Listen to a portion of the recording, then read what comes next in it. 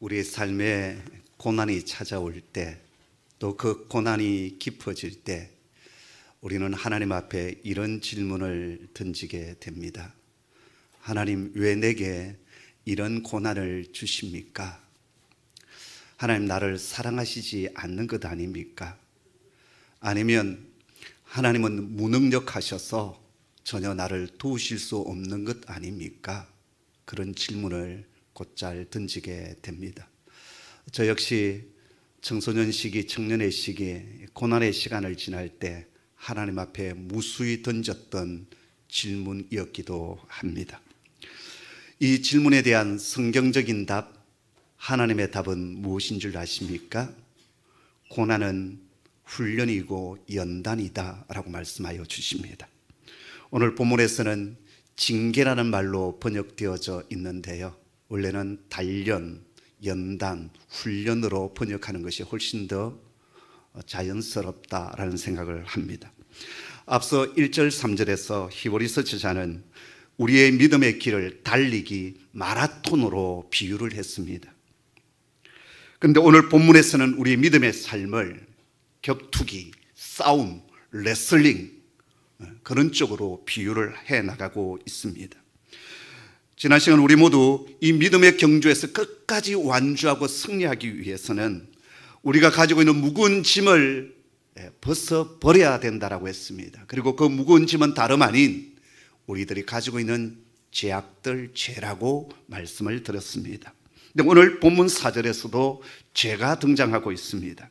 하지만 이 죄는 1절에서 말씀하고 있는 죄와 그 내용상 좀 빛깔을 달리하고 있습니다.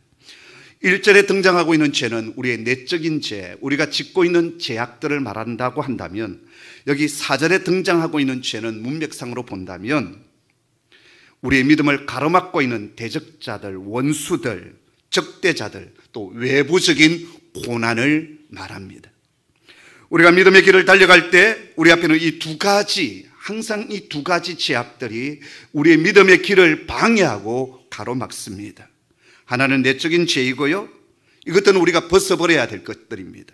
그리고 또 하나는 외적인 죄가 있는데 바로 우리 믿음의 대적들, 우리를 핍박하는 자들, 그리고 여러 가지 외부적인 고난들입니다. 이 외적인 죄는 우리가 믿음으로 맞서 싸워야 되고 이겨내어야 될 죄악들입니다. 그러기 위해서 우리에게 무엇이 필요하냐? 훈련, 연단이 필요하다라고 오늘 본문은 우리에게 말씀해 주고 있습니다. 자, 그런데 오늘 말씀을 보니까 너희가 죄와 싸우되 아직 피 흘리기까지는 대항하지 아니했다라고 말씀하고 있습니다. 오늘 이 말씀을 처음 받았던 히브리서 수신자들은 대적들과 지금 믿음 때문에 격렬히 싸우고 있습니다. 그러나 아직 피 흘리기까지는 대항하지 아니했다라고 말씀하고 있어요. 이게 무슨 말일까요? 사실 히브리서의 첫 수신자들은 대적들로부터 엄청난 핍박을 받고 있었습니다. 예수 믿는 것 때문에 직장에서 쫓겨나야만 했고, 그동안 텃닦고 살았던 동네에서 쫓겨나야만 했습니다. 그들은 긴 유랑길에 올라야만 했으며 타지에서 역시 예수 믿는 것 때문에 동일한 고난과 박해를 받고 있었습니다. 그러면 아직 피 흘리기까지는 대항하지 않았다는 말의 뜻은 무엇이겠습니까? 그 말은 아직 예수님처럼 순교의 피는 흘리지 않았다라는 것입니다. 지금 저들은 주님 때문에 다양한 고난을 겪고 있습니다. 하지만 순교의 피까지는 흘리지 않았습니다. 그럼에도 지금 이들의 문제는 무엇이었을까요? 주 예수를 향한 믿음이 상당히 흔들리고 있었다라는 것입니다. 여기저기 믿음의 경주에서 포기하려고 하는 사람들이 나타나고 있었습니다. 예수 믿는 것 때문에 고난이 계속되다 보니까 내가 예수 믿은 것이 잘못된 것이 아닌가, 이 길이 잘못된 믿음의 길이 아닌가, 회의감도 들고 의심도 찾아들기 시작합니다. 그래서 지금 이들의 믿음이 심히 요동하고 있습니다. 이에 대해서 성령 하나님은 오늘 뭐라고 말씀하십니까? 5절 앞부분의 말씀을 우리 다 같이 읽도록 하겠습니다. 또 아들들에게 권하는 것 같이 너희에게 권면하신 말씀도 잊었도다. 이 말씀은 약간의 책망이 들어있는 말씀이에요. 이미 구약 말씀에 이 고난에 관하여서 아버지가 아들에게, 사랑하는 아들에게 권면했던 말씀이 있었다라는 거예요. 여러분, 이 히브리서를 처음 받았던 수신자들의 누구였다고 했습니까? 이방 사람들이 아니라 구약 성경을 잘 알고 있는 히브리 사람이었다라는 거예요. 그것도 다름 아닌 제사장 그룹이었다라는 것입니다. 아마 레위지파 사람들이었던 것 같습니다. 그렇기 때문에 구약 성경에 대해서 어느 누구보다도 잘 알고 있는 사람들이 바로 이 히브리서 수신자들이었습니다. 그래서 지금 히브리서 저자는 뭐라고 말씀합니까? 사랑하는 아버지가 그 사랑하는 아들에게 권면했던 말을 너희가 알고 있음에도 불구하고 그것을 잊고 있었다, 그렇게 얘기를 하고 있습니다. 그게 뭔지 아십니까? 잠언 3장 11절 12절의 말씀을 오늘 인용하고 있는데요, 바로 12장 5절 6절의 말씀입니다. 우리 한번 같이 읽겠습니다. 시작. 내 아들아, 주의 징계하심을 경히 여기지 말며 그에게 꾸지람을 받을 때 낙심하지 말라. 주께서 그 사랑하시는 자를 징계하시고 그가 받아들이시는 아들마다 채찍질하심이라 하였으니. 아멘. 여기 징계라는 말이 나오지 않습니까?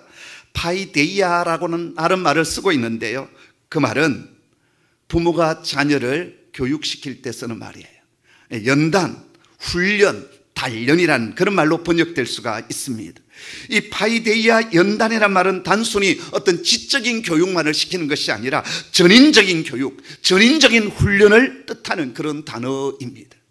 우리 부모가 자녀를 양육하는, 그럴 때 공부만 가르치는 것이 아니라 그의 삶과 가치관과 예절과 전인격적인 훈련을 시키는 것, 바로 그것이 파이데이아라는 단어라는 말입니다. 우리 아버지께서 우리에게 고난을 주시고 외적인 여러 가지 핍박과 어려움을 주는 그 이유가 어디에 있느냐? 하나님께서 우리를 전인적으로 훈련시키셔서 정말 우리를 하나님의 사람 만들어가기 위하여 이 파이데이아 연단을 허락하여 주신다라는 거예요. 자, 그런데 이 연단에 대해서 두 가지 상반된 반응이 나타나고 있습니다. 하나는 뭡니까? 주님의 연단을 가볍게 여긴다라는 것입니다. 또 하나는 주님께서 책망하실 때 이 연단을 너무 크게 받아들여서 낙심하고 좌절하는 사람이 나타나고 있다라는 거예요.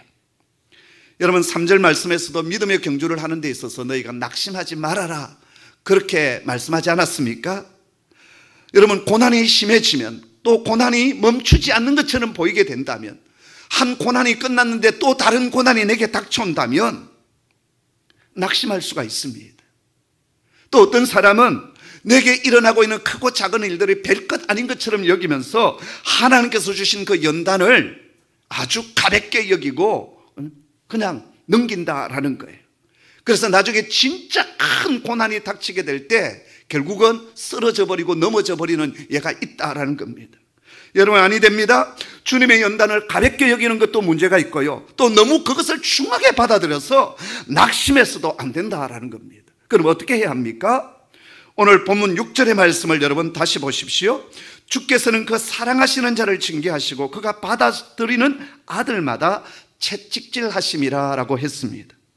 주님은 그 사랑하는 자에게 연단을 주신다고 하십니다. 당신께서 받아들이는 아들마다 하나님은 고난의 해초리를 채찍질하신다라고 말씀하여 주십니다. 그리고 여러분 7절의 말씀을 보실까요? 함께 읽습니다. 시작. 너희가 참음은 징계를 받기 위함이라 하나님의 아들과 같이 너희를 대우하시나니 어찌 아버지가 징계하지 않는 아들이 있으리요. 예. 고난에 대한 아주 역설적인 하나님의 말씀이 여기에 있습니다. 왜 하나님께서는 믿음의 사람들인 우리들에게 파이데이아 연단을 허락하시는 것일까요? 바로 그것은 우리가 하나님의 사랑받는 아들이기 때문이다라는 겁니다. 앞집의 자식에 대해서는 우리 신경 쓰지 않습니다. 앞집의 자식, 옆집의 자식이 아무리 잘못한다 할지라도 타치하지 않습니다. 그런데 내 자식이 잘못된 길로 가면 우리 부모는 어떻습니까? 내 자식이기 때문에 간섭을 할 수밖에 없습니다. 바로 그런 말씀입니다.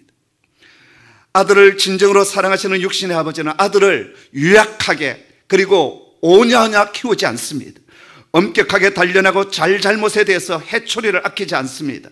여러분, 시대마다 교육의 방법이 조금씩은 달라지지 않습니까? 이 말씀이 기록될 당시 자녀 교육은 매우 엄격했습니다. 잘못된 자녀에 대해서는 해초리를 가감없이 들었습니다. 자녀를 그렇게 강하게 온전히 키웠습니다. 우리 아버지 하나님은 당신의 자녀들이 유약하고 조금만 어려움이 와도 픽픽 쓰러지는 그런 유약한 자가 아니라 강한 하나님 나라의 용사로, 그리고 지도자로 키우기를 원하십니다. 그래서 하나님이 원하시는 그 목적과 기준에 합당한 그런 자를 하나님께서 세우시기를 원하신다라는 거예요. 뿐만 아니라 그분의 채찍질은 그분께서 우리를 사랑하시는 아들로 받아들이는 증거이고 확증이다 라고 말씀하여 주십니다. 사실 하나님께서는 그분의 진정한 아들이신 예수 그리스도를 어떻게 하셨습니까? 십자가에 내어주셨습니다.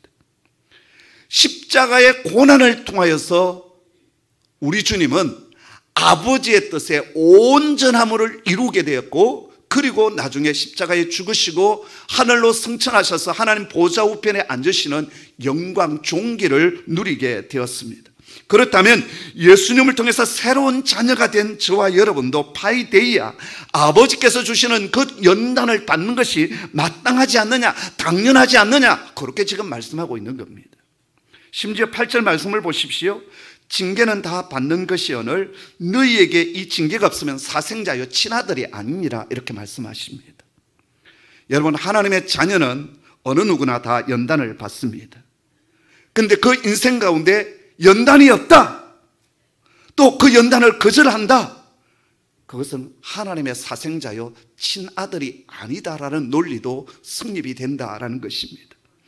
당시 로마법에 따르면 사생자는 아버지의 통제를 벗어나 있었어요.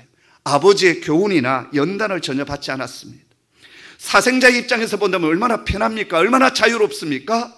아버지의 간섭이 없어요. 내 멋대로 캐세라 살아갈 수 있어요.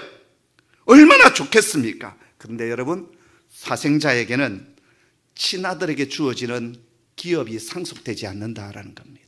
이게 로마법입니다. 가문을 이어가지도 못합니다. 여러분, 카이사르와 클레오파트라 사이에 아들이 태어났어요. 그래서 클레오파트라는 이 아들의 이름을 작은 카이사라라고 해서 케사레온이라는 이름을 붙입니다. 그렇지만 카이사라는 이 아들을 자신의 아들로 인정하지를 않습니다. 왜냐하면 로마에서 크는 것이 아니라 어디서 컸을까요? 이집트 알렉산드리아에서 컸기 때문에. 아무리 그 아들의 이름을 케사리온, 작은 가이사라라고 이름을 붙였지만 그 아버지 가이사라가 죽고 난 뒤에 유언장이 공개되었는데 자신의 핏줄이 있는 이 케사리온에게 제국을 맡기지 않습니다. 오히려 저 핏줄로 본다면 한참 멀리 있는 옥타비아노스를 자신의 후계자로 세웁니다. 그때 옥타비아노스의 나이가 18살이었어요. 이 사람이 이제 가이사 아우구스토가 되는 것 아닙니까? 첫 번째 황제가 돼요. 성경에 나타나는 가이사 아우구스토가 바로 그 사람입니다. 핏줄이지만 아버지의 교육과 간섭을 받지 않았던 이 아들은 자신의 아들이 아닌 겁니다. 그래서 어떤 상속도 어떤 유업도 주어지지를 않았습니다. 한마디로 아버지 하나님의 연단이 없는 자는 하나님과 아무런 상관이 없는 사람이다라는 것입니다. 그렇기 때문에 여러분, 우리는 아버지 하나님의 연단을 받는 것을 두려워하거나 힘들어해서는 아니 됩니다. 도리어 연단받지 않는 것을 우리는 두려워해야 합니다. 하나님의 연단을 받지 않는다는 것은 하나님의 아들이 아니라는 사실이 드러나는 것이고, 따라서 하나님의 아들로서 누릴 수 있는 특권과 영광을 잃어버리기 때문입니다. 결론이 무엇입니까? 하나님의 연단을 받는 것이 당장에는 힘들어 보이지만 결국은 그것이 하나님의 아들들의 지위와 특권을 확정해 주는 것이기 때문에 낙심하지 말며 인내하며 그 연단을 견디고 이기고 그 연단의 목적을 향하여 달려가라 라고 말씀하여 주십니다. 그러면서 오늘 우리에게 이 연단이 주는 두 가지 목적을 말씀하여 주십니다. 하나님은 당신의 사랑하는 자녀에게 이 연단, 고난의 연단을 허락하여 주실까요? 그 첫 번째는 우리를 거룩하게 하기 위함입니다. 여러분 10절 말씀을 같이 볼까요? 함께 읽습니다. 시작. 그들은 우리를 잠시 자기의 뜻대로 우리를 징계하였거니와 오직 하나님은 우리의 유익을 위하여 그의 거룩하심에 참여하게 하시느니라. 아멘. 오늘날 성도들이 별로 좋아하지 않는 말씀이에요. 연단을 잘 받으면 복이 임할 것이다, 성공할 것이다, 탄탄대로를 걸어가게 될 것이다, 이렇게 말씀을 주시면 아멘이 나올 것인데, 거룩하심에 참여하게 하려 하심이라, 별로 아멘이 없어요. 여러분이 이 세상에서 우리가 교육을 받고 훈련을 받고 연단을 받는 목적은 무엇입니까? 출세하고 성공하고 뭔가 일을 성취하기 위해서 우리는 교육을 받고 또 힘든 연단의 과정을 거쳐갑니다. 근데 아버지 하나님의 연단의 목적은 뭐냐? 성공도 출세도 아니다라는 거예요. 하나님의 연단의 목적은 우리의 거룩함에 있습니다. 이게 달라요. 하나님께서 이스라엘 백성들을 애굽 땅에서 이끌어내신 뒤에 첫 번째 하신 말씀이 무엇인지 아십니까? 나 여호와가 거룩하니 너희도 거룩하라라고 말씀하여 주셨어요. 하나님의 목적과 우리의 목적 사이에는 얼마나 큰 차이가 있습니까? 하나님은 저와 여러분이 이 땅에서 복을 받기를 원하고 성공하기를 원합니다. 그러나 당신의 자녀들이 그보다 더 잘 되기를 원하는 것이 하나 있는데, 그게 뭐냐 하면 당신의 거룩함을 닮아가는 하나님의 자녀가 되는 것입니다. 하나님의 목적은요, 교회의 부흥이 아닙니다. 하나님의 목적은 거룩한 사람들이 일어나는 겁니다. 이게 진짜 부흥입니다. 숫자적인 부흥이 아닙니다. 건물을 크게 짓는 것도 아닙니다. 하나님의 목적은 당신의 사람들이 거룩한 백성으로 충만해지는 겁니다.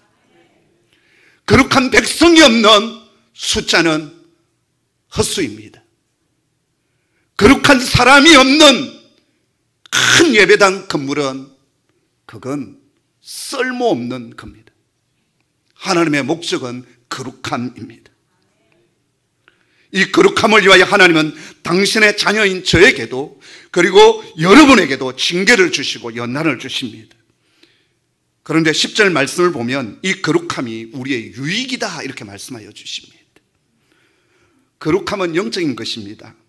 이것이 당장 우리에게 밥을 주는 것도 아니고 성공을 주는 것도 아닌 것처럼 보이지 않습니까? 그러나 여러분, 거룩한 자에게, 거룩한 공동체에 뭐가 임하는 줄 아십니까? 하나님의 임재가 임합니다. 오벳 에돔의 집에 하나님의 법궤가 3개월 머물렀을 때 엄청난 축복을 받았습니다. 자, 그렇다면 법궤가 가는 곳곳마다 복을 받는 것이 당연하지 않겠습니까? 그런데 법궤가 블레셋 지경에 머물렀을 때 어떤 일들이 일어났습니까?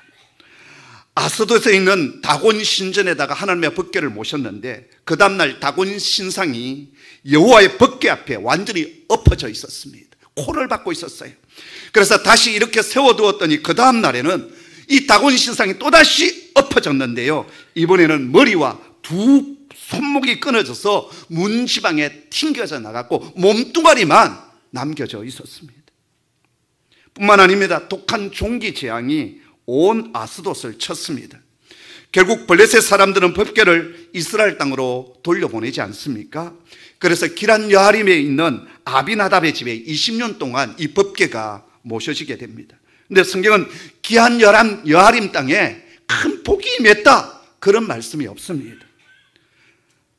나중에 오벳에돔의 집에 3개월 머물렀을 때 온 이스라엘 백성들이 다 알 정도로 오벳에돔의 집이 큰 복을 받았다고 했는데 20년 동안 아비나답의 집에 머물 때는 산술적으로 계산해도 엄청 복을 받아야 되는 것 마땅하지 않습니까? 그런데 그러지 않았다라는 것입니다.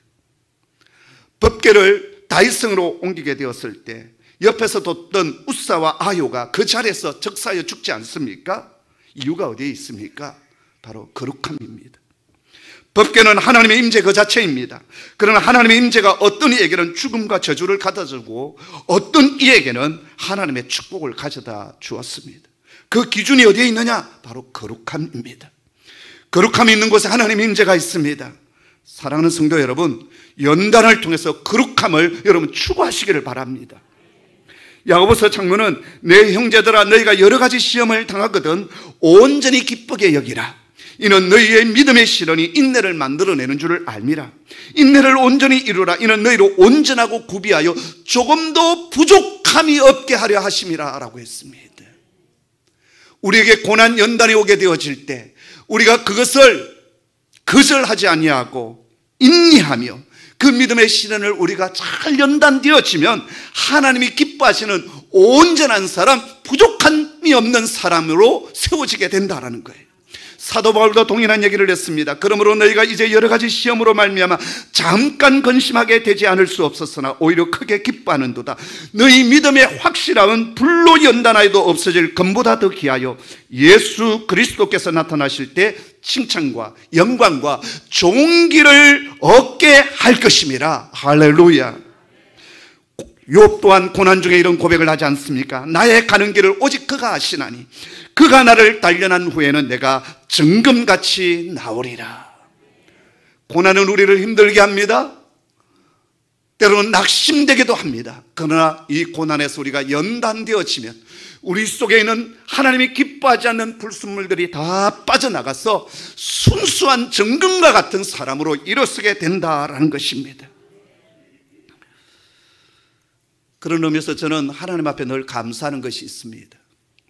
제 인생 가운데 하나님은 크고 작은 고난을 통하여서 저를 연단시켜 주십니다. 그것 때문에 저는 늘 감사합니다. 사실 그 연단의 시기는 정말 힘들고 어렵고 고통스럽습니다. 그러나 지나고 나서 보면 그 연단이 그렇게 감사할 수가 없습니다. 왜냐하면 그 연단 때문에 제 속에 잘못된 것들을 하나님 앞에서 교정할 수 있고, 제가 잘못된 생각을 할 거나 잘못된 길을 가려고 할 때마다 하나님 그 연단을 통해서 저를 간섭해 주시고, 그래서 지금까지도 사역할 수 있으며 지금도 하나님 앞에 서서 외칠 수 있는 종이 되었다라는 거예요. 그래서 저는 하나님 앞에 늘 고백드립니다. 하나님, 저를 당신의 사랑하는 아들로 인정해 주셔서 감사합니다. 여러 가지 고난과 연단을 통해서 저를 간섭해 주셔서 감사합니다. 그것이 오늘 저를 만들었습니다. 그런 고백을 합니다. 지난주 광고 시간에 잠시 말씀드린 대로 8월 중순 당해로부터 안식을 허락을 좀 받고 8월 15일부터 9월 15일까지 한 달 동안 산티아고 순례길을 또다시 걷기로 했습니다. 11년 전 50대 초반의 나이에 아들과 함께 그 길을 걸었는데요, 이제 60대 이 나이에 혼자 그 길을 좀 걷고자 합니다. 사실 그 길은 극심한 고난의 길이요 또 고통의 길입니다. 8월 한낮의 기온이 한 40도 넘어가게 될 것 같습니다. 벌써 그렇다고 하네요. 그 뜨거운 길을 하루에 25km, 30km 걸으며 한 29일 동안 걸을 것 같습니다. 왜 그 길을 걷고자 합니까? 스스로 연단의 시간을 가지기 위함입니다. 여전히 제 심령 속에 자리 잡고 있는 육신의 정욕과 안목의 정욕, 또 이생의 자랑이 있습니다. 그런 것들을 제거하고, 그리고 하나님 앞에서 이 마지막 시간을 더 순결하고 순수하게 쓰임받고자 하는 열망이 제 속에 있습니다.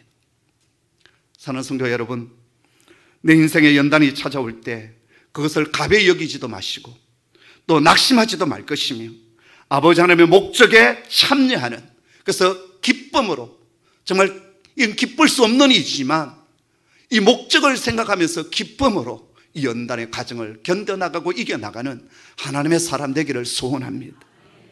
그 다음 연단의 목적이 무엇일까요? 11절의 말씀입니다. 우리 한번 같이 읽겠습니다. 시작. 무릇 징계가 당시에는 즐거워 보이지 않고 슬퍼 보이나 후에 그로 말미암아 연단을 받은 자들은 의와 평강의 열매를 맺느니라. 아멘. 연단의 두 번째 목적은 우리로 하여금 의와 평강의 열매를 맺게 하는 것이다 라고 말씀하십니다. 여기서 말하는 의라고 하는 것은 고난을 믿음으로 통과한 성도들이 예수 그리스도 안에서 받게 되는 하나님의 구원을 말합니다. 사도 바울은 이 점을 확신하여 다음과 같은 고백을 하지 않습니까? 디모데후서 4장 7절 8절 말씀에 나는 선한 싸움을 싸우고 나의 달려갈 길을 다 마치고 믿음을 지켰으니 이제 후로는 나를 위하여 의의 면류관이 예비되었으므로 곧 주 의로우신 재판장이 그날에 내게 주실 것이며 내게만 아니라 주의 나타나심을 사모하는 모든 자에게 주실 것이다 말씀하여 주십니다. 의의 면류관이 무엇이겠습니까? 구원의 면류관입니다. 고난에서 믿음의 연단받았던 그 사람들이 나중에 구원의 면류관을 받습니다. 그리고 또 하나의 열매가 주어지는데 평강한 열매다라고 했습니다. 에일레니콘이라고 하는 단어를 쓰고 있는데요, 이 말은 열심히 다름박질한 선수가 이제 마지막 고린 지점까지 통과하여서 승리를 맛보고 그 희열과 기쁨 속에서 이제 안식을 얻을 때 찾아오는 그런 평안합니다. 그냥 대강 뛴 것 아니에요. 그냥 대강 싸운 것 아닙니다. 혼신을 다하여 달려왔고 내가 가지고 있는 그 최선을 다하여서 믿음의 싸움을 싸웠어요. 그리고 이제 주님 품 안에 안기게 되었을 때 뒤돌아보았더니 와우, 너무 대견해요. 열심히 했어. 그래, 내 능력보다 더 열심히 달려왔어. 하나님 은혜 주셔서 최선을 다했어. 그런 뒤에 찾아오는 평강입니다. 그런데 그 마지막 피날레, 마지막 꼬린짐을 통과했는데 다시 살 수 없는 그 한 번밖에 없는 그 인생을 허투루 살았네요. 엉망으로 살았네요. 사랑하지 못하고 살았네요. 맡겨주신 사명 내팽겨쳤네요. 제대로 싸우지를 못했네요. 엉뚱한 짓 너무 많이 했네요. 그러면 그 나라에서 평강이 오겠습니까? 후회스러움이 있는 거예요. 오늘 여기 에일레니콘이라는 단어는 그런 뜻이에요. 최선을 다하여 싸우고 최선을 다하여 달려왔습니다. 그리고 이제 꼬린 지점을 통과하여서 달콤한 휴식을 취할 때 찾아오는 그 평강입니다. 성취감과 만족감, 기쁨과 감사가 교차되어지는 그러한 평강이 바로 에일레니콘이라는 단어입니다. 연단의 과정은 참으로 씁니다. 그러나 그 열매는 달고 마지막 주어지는 것은 성취감과 함께 찾아오는 평강입니다. 우리가 이 땅에서 믿음의 경주를 다 마치고 주님 앞에 서게 될 때 착하고 충성된 종아, 네가 작은 일에 충성하였으니 큰 일도 맡겨주리라. 네가 믿음의 싸움에서 승리했구나. 그렇게 우리를 푸근히 하나 주실 때 우리는 그분의 나라에서 에일레니콘 평강의 열매를 얻게 될 것입니다. 저와 여러분 모두가 그 평강을 얻는 하나님의 사람 되기를 소원합니다. 자, 그렇다면 이제 우리는 어떻게 해야 합니까? 5가지 말씀드립니다. 첫째, 하나님의 연단을 가볍게 여기지 마십시오. 둘째, 연단을 거부하지 마십시오. 세 번째, 연단 때문에 낙심하지 마십시오. 넷째, 승리의 날을 바라보며 믿음으로 인내하십시오. 5번째, 그 어떤 고난 중에서도 선하신 아버지 하나님께서 내게 가장 유익한 길을, 가장 선한 길을 준비하고 계심을 확신하십시오. 올 시즌 잉글랜드 프리미엄 리그에서 득점왕에 오른 선수가 손흥민 선수입니다. 엄청난 일이거든요. 우리가 잘 알다시피 손흥민 선수 뒤에는 그의 아버지 손웅정 씨가 있습니다. 손웅정 씨 역시 축구 선수 출신입니다. 그러나 그는 선수로서 성공하지를 못했습니다. 자신의 입으로 말하기를 자신은 삼류 선수 출신이다, 그런 말을 했어요. 하지만 아들을 세계적인 선수로 키웠습니다. 아들의 재능을 일찍 발견한 아버지는 자신의 실패를 거울 삼아 아들 흥민에게 어릴 때부터 기초를 단단히 하는 연단 훈련의 시간을 반복적으로 시켰다고 합니다. 지금의 손흥민이 되기까지 아버지의 훈련과 뒷받침을 어느 누구도 부인할 수는 없을 것입니다. 자, 그런데요, 그 아버지의 훈련과 교육을 손흥민 선수가 거부하고 게으름을 피웠다고 한다면 지금의 손흥민 선수가 될 수 있었겠습니까? 아버지가 마련한 그 연단의 과정을 아들은 신뢰하고 정말 힘들고 고통스러웠지만 인내하고 순종했기에 세계적인 선수로 성장할 수가 있었습니다. 사랑하는 성도 여러분, 우리 아버지 하나님은 선하신 분이십니다. 우리에게 가장 유익한 것을 주시기를 기뻐하시는 분이십니다. 그러기에 지금 내가 당하고 있는 고난과 아픔들, 또 어려웠던 힘든 시간들, 그 속에 하나님의 유익이 있다는 것을 기억하시고, 그리고 연단의 목적을 기억하시고 끝까지 믿음의 걸음을 다름벅질 해나가는 하나님의 사람 되기를 주님의 이름으로 축복합니다. 기도하겠습니다. 아버지 하나님, 우리를 둘러싸고 있는 삶의 환경이 만만치 않습니다. 내가 살아가고 있는 삶의 자리가 무척 힘들고 어렵습니다. 무엇보다도 주 예수를 믿는 믿음 때문에 당하는 어려움도 있고 곤란도 있고 힘듦도 있습니다. 아버지 하나님, 이 모든 것들이 나를 향한 아버지의 유익한 연단임을 알며 그 연단을 인내하며 믿음으로 이겨나가는 저희들 되기를 소원합니다. 우리의 힘으로는 할 수 없습니다. 저희는 연약합니다. 그러나 하나님께서 함께 해주시면 능히 싸우고 승리할 수 있는 줄 믿습니다. 아버지, 힘 주시옵소서, 능력 주시옵소서, 성령의 은혜를 부어 주옵소서. 예수님의 이름으로 기도드리옵나이다. 아멘.